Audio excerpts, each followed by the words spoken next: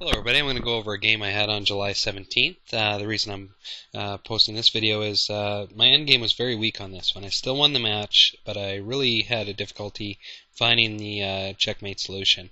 So I'm going to post this video and I'm going to show an alternate ending here that I've worked out in the viewer and see what you guys think, and look forward to your feedback.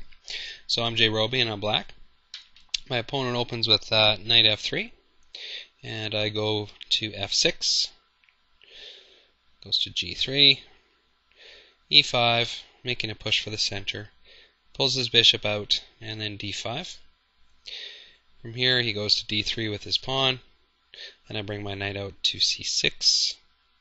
He castles, and I go to h6 with my knight. He sees that I'm lining up f5, so he's already prepared for that. And here, just a straightforward knight trade. I didn't want to use my pawn because I didn't want to double up. Puts pressure on my knight, fell back, puts pressure on my knight again, and really the only square I can go to is d6 without losing the knight, which means that I just lost the d5 pawn. I want to get it out of there, so I push it back.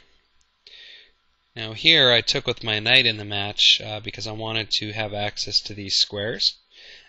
With my knight, but I think a better move would have been just to take with the pawn, and then really regardless of what he does, I'm going to get these pawns connected and in a stronger position. But in the match I took with my knight. He moves his knight to a3. I see a really good trade here because I can get this pawn to peel away from the c3 pawn, weakening it. So I take, but he makes a mistake here and takes with his rook, so allowing me to capture with my bishop. So in the end, he takes my bishop, so the initial objective was still reached. He's got a weak c3 pawn, and now he's got an isolated a3 pawn as well. So it was a good exchange. Now I'm trying to get my pieces out into play, so queen to e7. He works on his pawn, e4, and then I move my bishop to e6, blocking his bishop's attack on the g8 square. I want a castle here.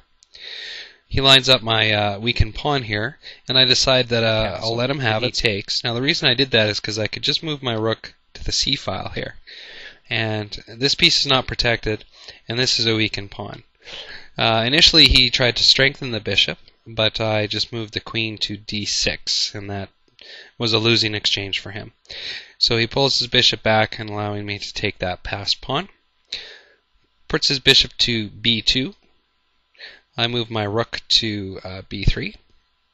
Puts his bishop back, I put my rook back, and then he puts the bishop back again, but I just drop mine down to protect the a pawn for now. Moves his king up, and we kind of get into position here for the endgame. Pawn to f3. Now I put pressure on his bishop. He puts me in check. I put the bishop back, and we do a trade. He drops his queen down to a5. Lining up my weakened rook, and at this point I just doubled up my rooks. I suppose I could have moved the queen here, would have accomplished the same thing, but I wanted to get all of my pieces into play, so I lined up the rooks along this c file, which is nice and open. A beautiful thing there. So from here my opponent pushes the pawn up to d4.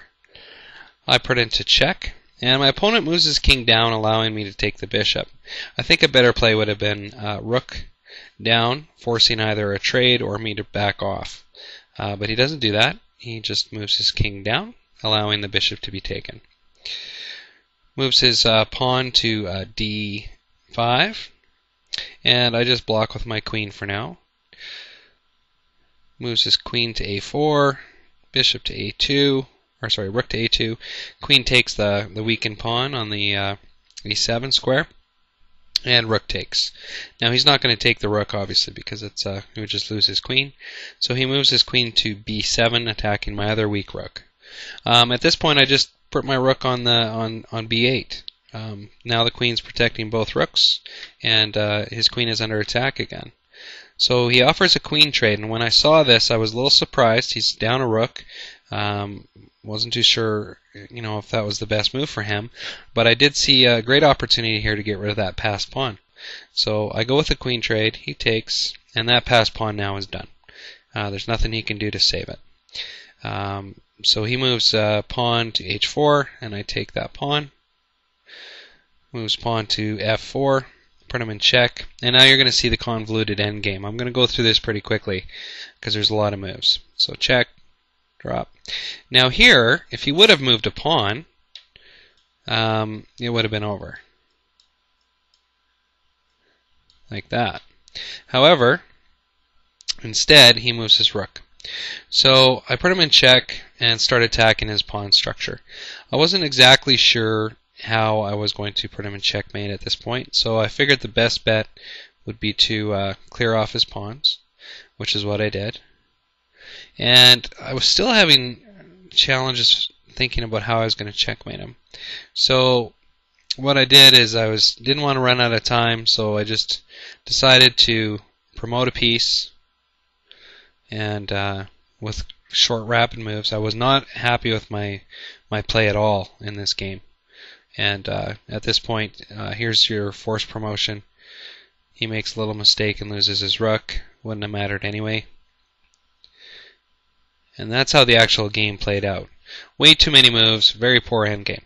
So what I did is I went back and I looked, and I found at move 42, probably my best bet would be to take here. Now the reason being, let's say he moves his rook here. Well, that's checkmate. That's one option. Second option, let's say he moves his king here. All I need to do is push this pawn up, and let's say he, let's say he doesn't even move his king there. Let's say he moves his rook. Go here. Maybe here, here, here. Checkmate again. So there definitely could have been some things that were improved on in the game. So I'm putting this out there for discussion. If you see something that I've missed, definitely welcome all comments, because I have been improving a lot on my endgame with active kings, but this one I really struggled with. So any advice you have on rook endings would be awesome. Take care and hope you enjoy the video.